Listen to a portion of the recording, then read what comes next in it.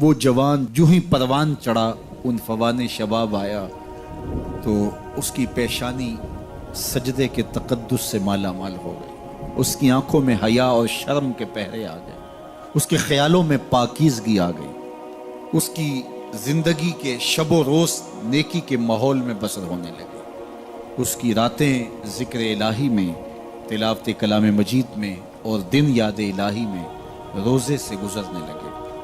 وہ جوان جس کی جوانی اللہ کی عبادت میں گزری، کہ جوانی اگر عبادت میں گزر گئی تو بڑھاپا تو پر نور ہے ہی ہے۔ سب سے مشکل مرحلہ زندگی کا جوانی کا ہے۔ شیطان زیادہ ورغلاتا ہے کسی شخص کو جب وہ جوانی کے مرحلوں سے گزر رہا ہوتا ہے۔ تو جس کی جوانی خیریت کے ساتھ گزر گئی اور اس نے اپنی جوانی کے تقدس کو محفوظ رکھ کے منزل تک پہنچا لیا، اپنی عصمت کے جوہر کی حفاظت کی، اپنی آبرو کو لٹنے نہیں دیا، اپنی آنکھوں کی شرم و حیا پر پہرے بٹھائے اور آنکھ کو برباد نہیں ہونے دیا اور اپنی زندگی کے تقدس کا پہرا دیا، تو جو جوان اپنی جوانی کو خیریت کے ساتھ گزار گیا۔ کسی نے کہا تھا نا، کتاب زیست کا ایک اور باب ختم ہوا، شباب ختم ہوا، ایک عذاب ختم ہوا۔ تو جوانی جس کی منزل تک پہنچ گئی خیریت کے ساتھ، عافیت کے سائے میں، مشکل تو بڑا ہے جوانی کو منزل تک لے جانا، خیریت کے ساتھ داغدار نہ ہونے دینا، جوانی کے تقدس کو رسوا نہ ہونے دینا، عصمت کے جوہر پہ کالک نہ لگنے دینا، خواہشات کو غالب نہ آنے دینا۔ آسان کام تو نہیں ہے، مشکل کام ہے، لیکن اگر کوئی مشکل کاٹ گیا، جوانی کے تھوڑے سے ایام میں گزار گیا۔ اللہ اکبر۔ حضرت شیخ ختلی کہتے ہیں، داتا گنج بخش علی حجویری علیہ رحمہ کے مرشد ہیں، الدنیا یوم ولنا فیہا صوم۔ وہ کہتے ہیں دنیا ایک دن ہے، ہم روزہ رکھ کے گزار رہے ہیں۔ تو روزہ رکھ کے سارا دن گزر ہی جاتا ہے، دوپہر بھی آتی ہے گزر جاتی ہے، اور عصر کا وقت بھی آتا ہے گزر جاتا ہے، کھانے کا وقت بھی آتا ہے، چائے کا وقت بھی آتا ہے، سب کچھ ہوتا ہے لیکن گزر جاتا ہے، افطار تک بندہ پہنچ جاتا ہے۔ جس نے زندگی روزے کی طرح گزار دی، جس نے جوانی روزہ رکھ کے گزار دی، خواہشات کو بے قابو نہیں ہونے دیا، مشکل کام تھا لیکن اس نے مشکل کام کر دکھایا۔ اجر کتنا بڑا ہے، سنیے اللہ کے محبوب کی زبان سے سنیے۔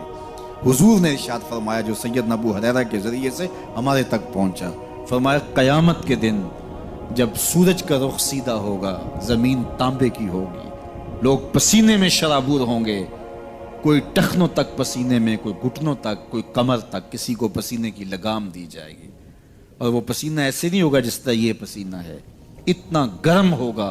ابن رجب حنبلی کہتے ہیں اس پسینے کا ایک قطرہ اگر احد پہاڑ پہ ڈال دیا جائے تو وہ پگھل جائے، اتنا گرم ہوگا، بدبودار اتنا ہوگا، ایک قطرہ دنیا پہ ڈال دیا جائے، انسان کیا جانوروں کے دماغ بھی پھٹ جائے، اس پسینے میں لوگ شرابور ہوں گے۔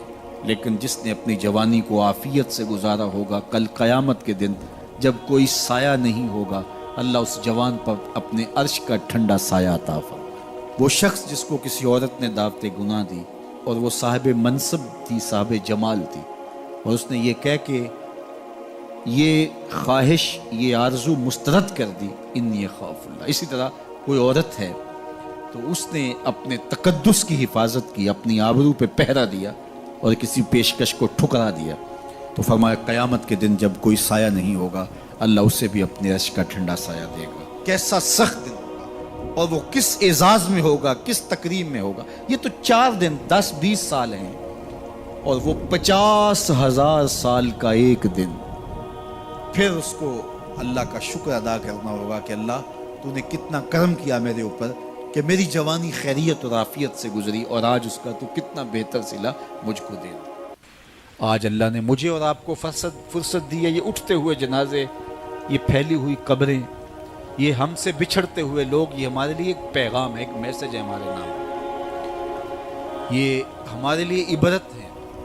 آج وہ جا رہے ہیں تو ہمیں بتا کے جا رہے ہیں کہ صاحب ہم جا رہے ہیں، ہمارے پیچھے تم بھی آ رہے ہیں۔ اور یہ بات ذہن میں رکھیے، دنیا پر آنے کی ایک ترتیب ہے، دنیا پر جانے کی وہ لازمی ترتیب نہیں ہے۔ پہلے دادا آتا ہے، پھر باپ آتا ہے، پھر بیٹا آتا ہے، پھر اس کے بعد بچے آتے ہیں۔ ایسے کبھی نہیں ہوا کہ باپ سے پہلے اولاد آ گئی ہو۔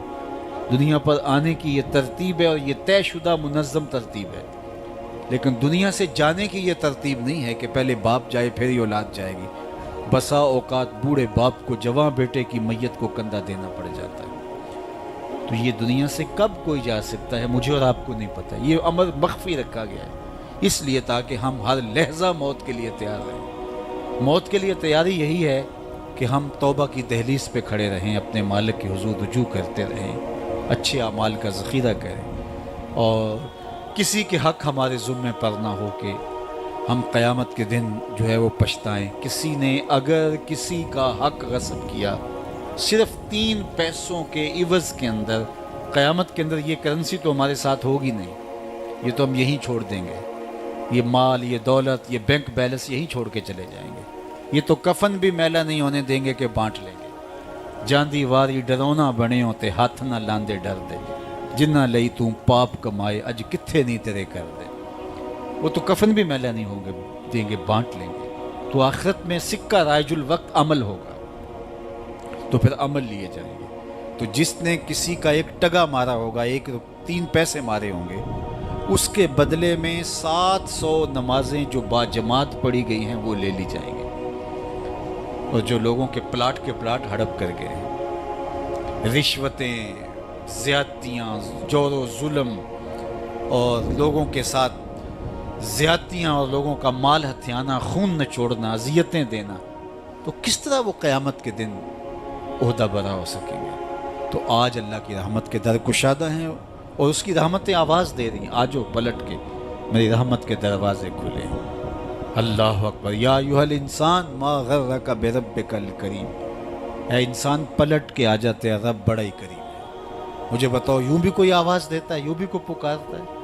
بھاگے ہوئے مجرم کا تعاقب کیا جاتا ہے، کبھی یوں بھی پیار سے اس کو بلایا جاتا ہے؟ لیکن 70 ماؤں سے زیادہ پیار کرنے والا رب پکار کے کہہ رہا ہے، او بھاگنے والے آجا پلٹ کے، تیرے رب کا دروازہ کھلا ہوا ہے۔ وہ یہ نہیں دیکھے گا تو نے جرم کتنے کیے، وہ یہ دیکھے گا تو پلٹ کے آئے گا، آ گیا ہے۔ اور وہ تیرے گناہ نہیں دیکھے گا، تیرے آنے کو دیکھ کے تیرے گناہوں کو بدل کے نیکیوں میں تبدیل کر دے گا۔ جتنا بڑا گناہ گار ہے اتنا بڑا نیکوکار بن جائے۔ آ تو صحیح، آنا تو نے ہے ہی، پھر جو کفن میں منہ چھپا کے آتا پھرے گا، پھر جو تجھے لوگ اٹھا کے لائیں گے۔ اچھا نہیں ہے کہ اپنے قدموں سے خود ہی چل کے آ جا، آج کھلے منہ آ جا، اس کی رحمتیں تیرے استقبال کرنے کے لیے منتظر ہیں۔ آج وہ آواز دے کے کہہ رہا ہے، آجا میری رحمتیں تیری منتظر ہیں۔ ما غرک بربک الکریم، تجھے کریم رب سے کس نے مغرور کر دیا؟ تکبر میں، رعونت میں مبتلا ہو گیا، تو اپنے مالک کی دہلیز کو چھوڑ گیا۔ آجا پلٹ کے، وہ کریم تجھے بلا رہا ہے، اور دیکھ اس کا رشتہ کتنا گوڑا ہے۔ اللہ ذی خالق کا، اس نے تجھے پیدا کیا ہے، وہ تیرا خالق لگتا ہے۔ اللہ اکبر۔ یعنی وہ تجھے بلا رہا ہے جس کا تیرا رشتہ اتنا گہرا ہے کہ وہ تیرا خالق لگتا ہے۔ ماں کو جو اولاد سے پیار ہے، دنیا کے کسی ترازو پہ وہ پیار تولا جا سکتا ہے؟ ماں کی محبت کا کہیں وزن ہو سکتا ہے؟ آج کل یہ آپ کے بھی تھوڑا سا آگے گزریں تو اتنے بڑے ترازو گاڑ دیے گئے ہیں جہاں پورا کنٹینر تول لیا جاتا ہے۔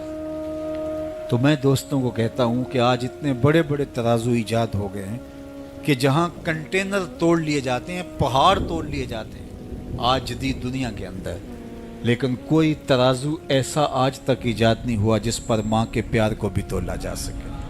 اس کے سینے میں جو تڑپتی ہوئی ممتا رکھی گئی ہے، محبت کا جو جہاں آباد کر دیا گیا، الفتوں کی ایک کائنات ماں کے سینے میں رکھ دی گئی ہے، اس کا نعم البدل کیا بدل بھی موجود نہیں ہے۔ ماں جب بولتی ہے تو اس کے لہجے میں جبریل بولتا ہے، ماں جب مسکراتی ہے تو لگتا ہے جنت کی ساری کلیاں کھل اٹھی ہیں۔ وہ سینے میں درد، وہ درک، وہ محبت، وہ کائنات، وہ انوکھا پیار جو اولاد کے لیے رکھتی ہے، یہ اتنا پیار ماں کے سینے میں پیدا کیسے ہوا؟ تو آپ کے پاس ایک ہی جواب ہوگا، اس لیے کہ ماں نے اولاد کو جنم دیا ہے۔ تو میں یہاں آپ کی توجہ چاہوں گا، جس ماں نے اولاد کو جنم دیا ہے وہ اتنا پیار کرتی ہے، تو جس رب نے خلق کیا ہے وہ کتنا پیار کرتا ہوگا۔ میں آپ کی توجہ چاہوں گا، مجھے اور کوئی نہیں چاہیے، صرف توجہ چاہیے گا۔ صرف نظارے کے لیے جنبش مژگاں بھی بھار ہے، نرگس کی آنکھ سے تجھے دیکھا کرے کوئی۔ تو میری آرزو یہ ہے کہ آپ کی تمام تر توجہ میری جانب مبذول ہوں۔ تھوڑے وقت میں جس شدت کی گرمی میں آپ بیٹھے ہیں مجھے اس کا احساس ہے، تو میں چاہوں گا کہ چند باتیں آپ تک پہنچ جائے. تو جو ماں اتنا پیار کرتی ہے وہ اس لیے کہ ماں نے جنم دیا ہے. تو جس نے جنم دیا ہے وہ اتنا پیار کرتی ہے, تو جس رب نے خلق کیا ہے وہ کتنا پیار. تو ماں کی دہلیز چھوڑ کے بیٹا بھاگ جائے تو ماں آواز دیتی نا, پتر کہاں بھاگ رہا ہے, آجا پلٹ کے, اتنی ٹھنڈی چھاؤں کہیں نہیں ملے گی, اتنا پیار تجھے کہیں سے نہیں مل سکتا, آجا پلٹ کے. مائیں تو مائیں ہوتی ہیں, اور اولاد کے لیے ان کے سینے میں جو تڑپتی ہوئی ممتا ہوتی ہے, اور پیار کا جو ایک آباد جہاں ہوتا ہے وہ ایک الگ ہی کائنات ہے, وہ ایک الگ ہی جہاں ہے. وہ کہتے ہیں نا کہ کسی نے کہا کہ میں تو تیرے سے تب راضی ہوں گی کہ تو اپنی ماں کا کلیجہ نکال کے لائے گا. تو وہ بدمست عاشق اپنی ماں کی آرزو, اپنی محبوبہ کی آرزو کو پورا کرنے کے لیے اس عمل سے بھی گزر گیا, اور ماں کا کلیجہ چیرا اور تشتری میں رکھ کے اپنی محبوبہ کے لیے اس کا کلیجہ لا رہا تھا. تو راستے میں ٹھوکر لگی تو ماں کے کلیجے سے آواز آئی کہ پتر سٹ نہیں لگی. یہ ماں کے پیار کا روپ ہے, یہ ماں کی محبت کے بکھرے ہوئے رنگ ہیں, یہ چھلکتا ہوا اجالا اور نور اور روشنی ہے. ماں اتنا پیار کرتی ہے, اللہ اکبر. تو ماں کو اتنا پیار اس لیے ہے کہ اس نے جنم دیا اور رب نے تو خلق کیا دست قدرت سے. تو ماں کی دہلیز چھوڑ کے بچہ بھاگ جائے تو ماں کہتی ہے پتر آجا واپس پلٹ کے. اور جب بیٹا پلٹ کے آتا ہے تو ماں سب بھول جاتی ہے کہ اس نے کیا کیا تھا. تو جو 70 ماؤں سے زیادہ پیار کرتا ہے اس کی بھی آوازیں آ رہی ہیں, لا تقنطوا من رحمت اللہ, آجا پلٹ کے میری رحمت سے نا امید نہ ہونا. میں یہ نہیں دیکھوں گا تو مجرم کتنا بڑا ہے, میں یہ دیکھوں گا تو میری دہلیز سے پلٹ کے آ گیا ہے. تو اس کی رحمتیں بندے کو پکار رہی. تو یہ اٹھتے ہوئے جنازے, یہ پھیلی ہوئی قبریں, اور یہ ہم سے بچھڑتے ہوئے ہمارے احباب, دوست, بھائی, عزیز, یہ ہمیں بتاتے ہیں کہ میاں اس زندگی سے, زندگی کا متعین سفر کاٹ کر کے تم بالآخر اللہ کے حضور پلٹ کے آنے والے ہو. اخروی زندگی کے لیے اچھے اعمال کا ذخیرہ جمع کرو اور اپنی آخرت کی تیاری کرو. چونکہ موت جب آ جاتی ہے تو ایک لمحے کا بھی تقدم و تاخر نہیں ہوتا. موت ایک اٹل طے شدہ امر واقعی اور حقیقت واقعہ ہے. بہر صورت اس نے آ کے رہنا ہے, بلکہ اللہ تعالیٰ جل شانہ نے اس کو اچانک رکھ کر کے ہمیں ہر وقت مستعد اور فعال رہنے کی ترغیب دی کہ تاکہ ہم ہر لحظہ ہر ساتھ اپنے آپ کو آمادہ رکھیں. کسی وقت بھی بلاوا آ سکتا ہے اور ہم موت کی اس گاڑی میں سوار ہو سکتے ہیں. اللہ اکبر. تو آئیے میں اور آپ اللہ کی بارگاہ میں دعا بھی کرتے ہیں اور اپنی زندگی کو بہتر بنانے کی منصوبہ بندی بھی کرتے ہیں. جب لوگ ہم سے جدا ہوتے ہیں تو ہمیں عبرت ہوتی ہے کہ ہم بھی جا رہے ہیں. حضرت یعقوب علیہ السلام نے حضرت اسرائیل سے عہد لے رکھا تھا کہ میری روح قبض کرنے کے لیے اچانک نہیں آنا, پہلے کوئی قاصد بھیج دینا تاکہ میں موت کی تیاری کر لوں. انبیاء تو تیاری ہوتے ہیں, کچھ چیزیں تعلیم امت کے لیے ہوتی. تو کہا کہ جی میرا وعدہ رہا. تو ایک عرصے کے بعد حضرت اسرائیل حاضر خدمت ہوئے اور کہا کہ حضور میں قبض روح کے لیے آیا ہوں. فرمایا تم نے تو وعدہ کیا تھا اچانک نہیں آؤں گا, تم اچانک آ گئے, کوئی قاصد نہیں بھیجا. تو کہا حضرت میں نے تو قاصد بھیجے تھے. فرمایا میرے پاس تو ایک بھی نہیں آیا. عرض کی حضور آپ کے سامنے کتنے لوگوں کی موت واقع ہوئی, یہ میرا قاصد نہیں تھا تو اور کیا تھا. آپ کی داڑھی میں سفید بال آ گئے, یہ میرا قاصد نہیں تھا تو اور کیا تھا. جب کمر میں خم آنے لگے, جب اعضاء مدمحل ہونے لگے, جب چلتے ہوئے ٹھوکنے لگے, جب زبان میں لکنت آنے لگے, جب یادداشت کھونے لگے, جب بالوں میں چاندی اترنے لگے, جب انسان کے اعضاء جواب دینے لگے, تو سمجھو یہ پیغام موت آ گیا ہے. اللہ اکبر. حضرت عمر رضی اللہ تعالیٰ عنہ دربار میں بیٹھے تھے تو ایک صاحب آیا اور اس نے کہا کہ یا عمر لا تنسا موتک, عمر اپنی موت کو نہیں بھولنا. اور یوں کانپنے لگے حضرت عمر جیسے بیت کی شاخ کانپتی ہے. اور اسے کہا کہ روز آ کے مجھے تذکیر کر جایا کر. وہ روز آتا ہے, بڑے دربار میں کھڑا ہو کے کہتا ہے عمر اپنی موت کو نہیں بھولنا. ایک دن آیا, آپ نے اس کو کہا میاں آج کے بعد نہیں آنا. کوئی اور شخص آنے لگا, فرمایا نہیں. تذکیر موت کی ضرورت نہیں رہی, فرمایا نہیں. مجھ سے کوئی گستاخی ہوگی, فرمایا نہیں. تو پھر مجھے چھٹی کیوں دی جا رہی ہے؟ تو حضرت عمر روئے اور یوں داڑھی پہ ہاتھ رکھا اور ایک بال الگ کر کے کہا یہ دیکھ میری داڑھی میں سفید بال آ گیا, اب یہ مجھے چین سے نہیں بیٹھنے دے گا. ہماری تو پوری داڑھی بھی سفید ہو جائے نا. میاں صاحب نے کہا ہڈیاں کھڑکن، ہڈیاں کمبن گوڈے کھڑکن تے اڑ گیا لک تیرا، اجے بھی بدیوں باز نہ آئیں جیو مرد دلیرا، فما اصبرہم علی النار. اللہ قرآن میں فرماتا ہے کتنا حوصلہ ہے لوگوں کا آگ پر، کتنی ڈٹائی کے ساتھ کہہ دیتے ہیں یہ جہاں مٹھا گلا کس نے ڈٹھا. قبرستانوں میں جا کے دیکھو کس نے دیکھا ہے آخر والا جہاں. حضرت سیدنا غوث اعظم الشیخ عبد القادر الجیلانی علیہ رحمہ و رضوان فرماتے جاؤ قبرستانوں میں جا کر دیکھو کیسے کیسے حسینوں کی مٹی خراب ہو رہی ہے. جو بدن پہ چٹکی مٹی نہیں پڑنے دیتے تھے آج ان کے کفن بھی تار تار ہو گئے. خیر کنے فلاں و غنیمت شمار عمر زاں بیشتر کے بانگ برائت کے فلاں نماز. تو نے بھی چلے جانا ہے، یہاں بیٹھ نہیں رہنا. یہ اٹھتے ہوئے جنازے تجھے عبرت دیتے ہیں، یہ پھیلی ہوئی قبریں تمہیں بتاتی ہیں کہ میاں تم بھی اسی مٹی کا رزق بننے والے ہو، تم بھی یہی چادر اوڑھ کے سونے والے ہو. تم دو لباس کے دو کپڑوں کے اندر، دو سفید چادروں کے اندر ملبوس. کہاں گئی وہ پوشاکیں، کہاں گئے وہ برانڈ، کہاں گئے وہ تمہارے قیمتی بیڈ، اور کہاں گئے اے سی لگے ماحول سے آراستہ کمرے. امیر ہے یا غریب ہے وہ 2 گز زمین اور وہی مٹی کا اوڑھنا، مٹی کا بچھونا، وہی 2 گز کفن، وہی کل کائنات. اور وہاں جو کیے ہوئے عمل ہیں وہی سکہ رائج الوقت ہوگا. تو قبل اس سے کہ وہ وقت آ جائے اور پھر ہاتھ ملے، فلاں چیخ کے کہتا تھا مجھے اس کی بات سن لینی چاہیے تھی، فلاں پکار کے کہتا تھا اس کی آواز پہ کان دھرنا چاہیے تھا، فلاں اٹھتا ہوا جنازہ مجھے عبرت دے دیتا، فلاں بندے نے مجھے یہ کہا تھا اس کی بات پہ کاش میں عمل کر لیا ہوتا.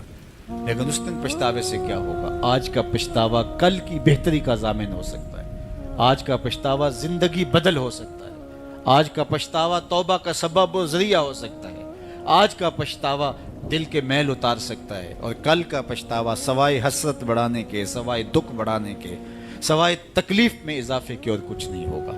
اس لیے میں اور آپ اپنی زندگی کی منصوبہ بندی کریں. مجھے پتہ ہے میں کہاں کھڑا ہوں اور آپ کو بھی پتہ ہے کہ ہم کہاں کھڑے ہیں. آپ مجھے اچھا سمجھتے ہیں، یہ آپ کی مہربانی، لیکن مجھے تو پتہ ہے کہ اچھا ہوں یا نہیں. میں آپ کو اچھا سمجھتا ہوں لیکن آپ کو تو پتہ ہے کہ آپ کہاں کھڑے ہیں. اس لیے اپنے ضمیر میں جھانک کر کے دیکھیے، اپنے من میں اتر کر کے دیکھیے، اپنا محاسبہ کیجئے، اپنے اعمال کا تجزیہ کیجئے. جو نیکیاں کی ہیں اور جو برائیاں کی ہیں ان کا اندازہ کیجئے. جو برائیاں کی ہیں وہ تو کنفرم برائیاں ہیں، اور جو نیکیاں کی ہیں ذرا دیکھیے وہ نیکیاں ہیں یا ریا کے لیے کی ہیں، دکھلاوے کے لیے کی ہیں. نیکیاں کسی کو دکھلانے کے لیے کی ہیں، کس مقصد کے لیے نیکیاں کی ہیں؟ تھوڑی سی ریا بھی شرک بتائی گئی ہے. ساری محنت کہیں ضائع تو نہیں چلی گئی. ہمارے پاس ہے کیا؟ ہمارے دامن میں گناہ ہے تو لتھڑے بڑے ہم. سویر سے لے کر شام تک، چغلی غیبت سے لے کے بدکاریوں تک، نگاہوں کی بدکاریوں سے لے کر کے سوچوں کی بدکاریوں تک ہم کہاں پڑے رہتے ہیں. اور دوسری جانب ہمارے پلے میں نیکیاں کتنی ہیں ہمیں سارا پتہ ہے.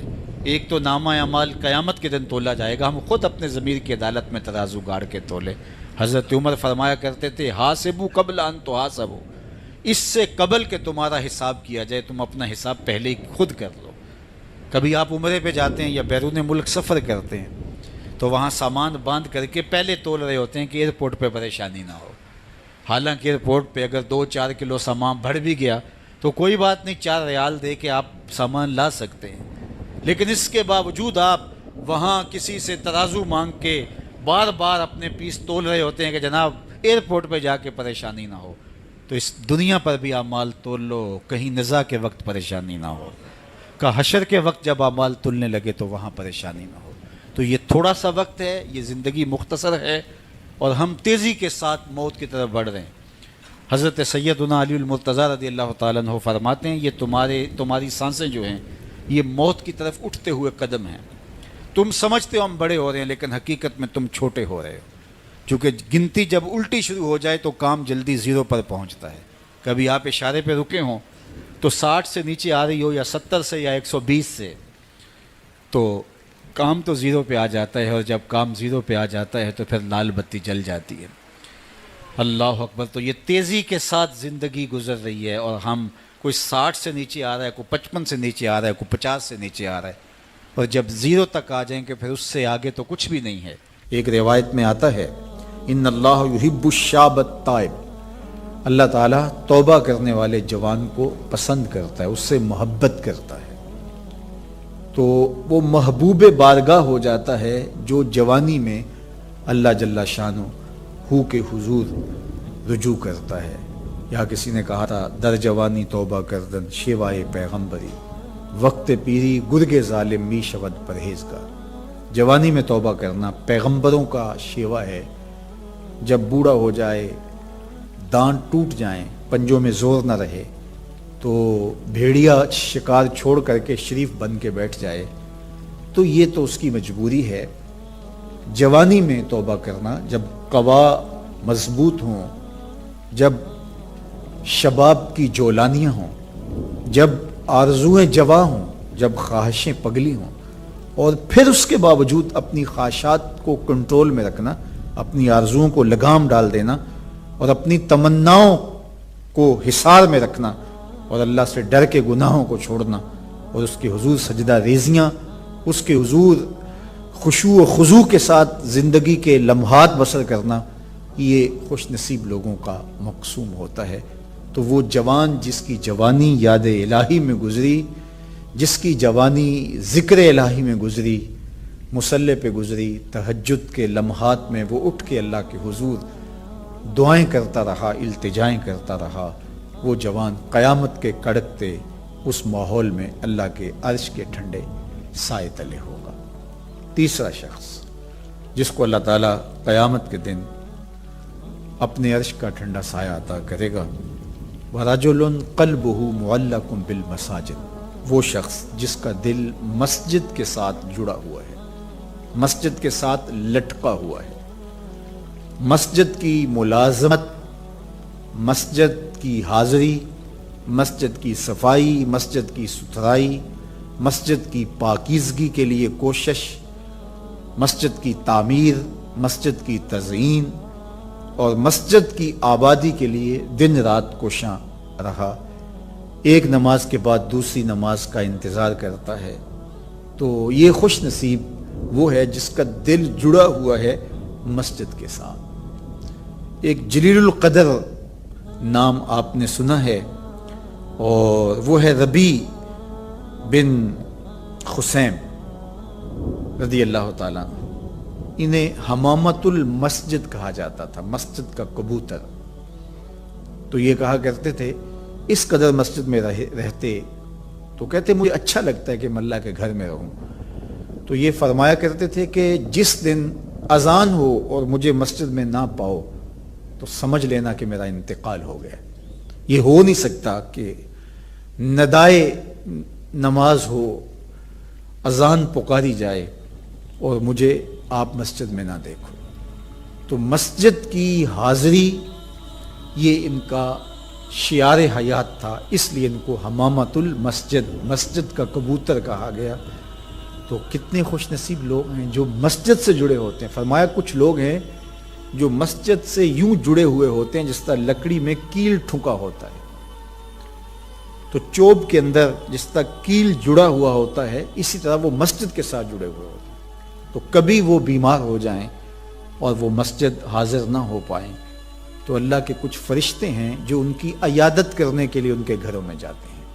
یہ خوش نصیب لوگ ہیں جو مسجد کے ساتھ اپنے آپ کو وابستہ رکھتے ہیں۔ فرمایا انما یامر مساجد اللہ، اللہ کی مسجدوں کو بس وہی لوگ آباد کرتے ہیں من آمن باللہ والیوم الآخر، جو اللہ پر ایمان رکھتے ہیں اور پچھلے دن پر ایمان رکھتے ہیں۔ تو اللہ اور پچھلے دن پر، آخرت پر ایمان رکھنے والے مسجدوں کے ساتھ وابستہ رہتے ہیں، مسجدوں کے ساتھ جڑے رہتے ہیں۔ اور آقا کریم علیہ السلام نے مسجد کی تعمیر کی فضیلت بیان کرتے ہوئے ارشاد فرمایا من بنا مسجدن یبتغی بہ وجہ اللہ، جس نے اللہ کی رضا کے لیے مسجد تعمیر کی، نام و نمود کے لیے نہیں، کسی اور غرض کے لیے نہیں، اللہ کی رضا جوئی کے لیے مسجد کی تعمیر کی، بن اللہ لہ مثلہ فی الجنہ، اللہ اس کے لیے جنت میں گھر بنائے گا۔ تو یہ بلکہ پوری مسجد بھی نہیں، آدھی اینٹ کے برابر بھی اگر کسی نے مسجد کی تعمیر میں حصہ ڈالا تو ایک جانور کے گھونسلے کے برابر بھی کسی نے مسجد کی تعمیر کی تو اس کے لیے بھی یہ فضیلت بتائی گئی کہ جنت میں اس کو محل دیا جائے گا، قصر دیا جائے گا۔ تو یہ اللہ کے پاکیزہ گھر ہیں، مساجد بیت اللہ کی بیٹیاں ہیں، کعبۃ اللہ کی بیٹیاں ہیں، یہ اللہ کے پاکیزہ گھر ہے، خیر الاماکن، بہترین جگہیں اس کائنات میں اللہ کے گھر مسجدیں، اور بدترین جگہیں بازار بتائی گئے اور حکم دیا گیا ہے کہ بازار میں دیر سے جاؤ جلدی واپس آ جاؤ، اور مسجد میں جلدی آؤ دیر سے واپس جاؤ۔ تمہارے جو لمحے اللہ کے گھر میں گزریں گے وہ عبادت میں گزریں گے، وہ ذکر و فکر میں گزریں گے۔ تمہارے اٹھنے والے وہ قدم جو مسجد کی طرف اٹھتے ہیں وہ قیامت کے دن ظلمت سے نجات کے ضامن ہوں گے، وہ چراغ بن کے تمہاری زندگی آخرت کی زندگی کے اندر چراغاں کر دیں گے۔ تمہیں جنت کی طرف لے جانے والے وہ قدم ہیں جو مسجد کی طرف اٹھتے ہیں، مسجد کی طرف بڑھتے ہیں۔ تو اللہ کے پاکیزہ گھروں کی طرف ہمارا رب، ہمارے قلب کا تعلق، ہماری محبت کا رشتہ، یہ ہمارے دین کا تقاضا ہے۔ اللہ اور پچھلے دن پر، آخرت پر مضبوط عقیدہ مسجد سے ہمیں جوڑتا ہے۔ کبھی کسی مجبوری کی وجہ سے مسجد جانے سے قاصر ہوں، بیمار پڑ گئے ہیں، مسجد نہیں جا سکتے، یا حالات ایسے ہیں جس طرح آج کل کے حالات ہیں کہ مسجد میں جانا کسی وجہ سے موقوف ہو گیا، تو مومن اس پر خوشی محسوس نہیں کرے گا۔ وہ بیماری کی وجہ سے یا کسی اور سبب سے مسجد نہیں جا پا رہا تو اس کا اندر بے چین ہوگا، اور وہ دعائیں کرے گا، مالک وہ لمحے آئیں کہ تیرے پاکیزہ گھر میں میری حاضری ہو، تیرے دربار میں حاضر ہوں، تیری چوکھٹ پہ جا کے سلامی پیش کروں، میری پیشانی تیرے حضور مسجد کے فرش کو چھوئے اور تیری بندگی کے ترانے گائے۔ تو وہ یہ آرزو کرے گا، اگرچہ شریعت اس کو رخصت بھی دیتی ہو لیکن پھر بھی اس کی تمنا تو ہوگی۔ وہ اس پر شکر نہیں بجا لائے گا، بغلے نہیں بجائے گا کہ چلو ایک بہانہ مل گیا، نہیں، بلکہ وہ اس پہ خوش نہیں ہوگا، الٹا اس کی طبیعت کے اندر ایک بے چینی اور اضطراب پیدا ہوگی، چونکہ وہ جڑا ہوا ہے، اس کا دل جڑا ہوا ہے مسجد کے ساتھ۔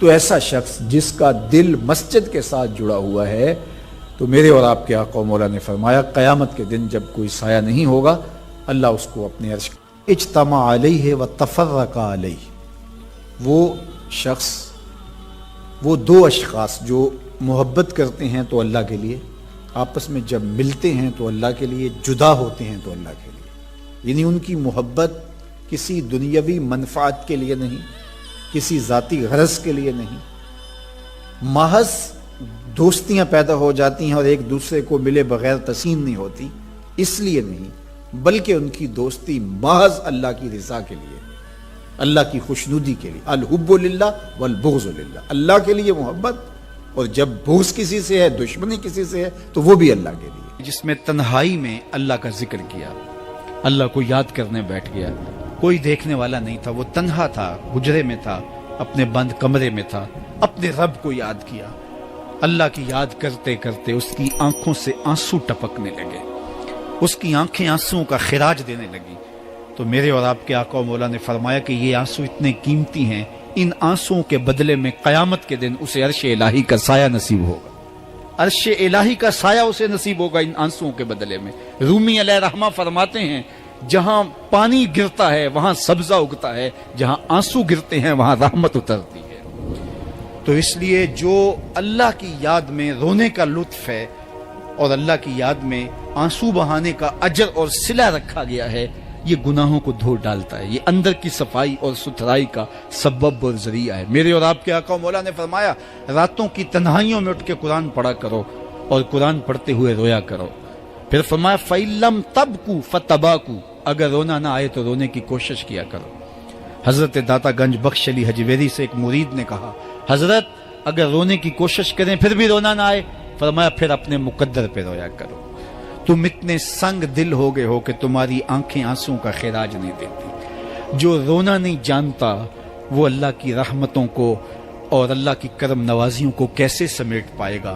بچہ روتا ہے تو ماں دودھ دیتی ہے، جب بندہ اللہ کے حضور الہاؤ زاری کرتا ہے، عجز کرتا ہے، انکساری کرتا ہے تو اللہ کی رحمتوں کو جوش آتا ہے اور اللہ تعالیٰ کی رحمتیں اس پہ برستی ہیں۔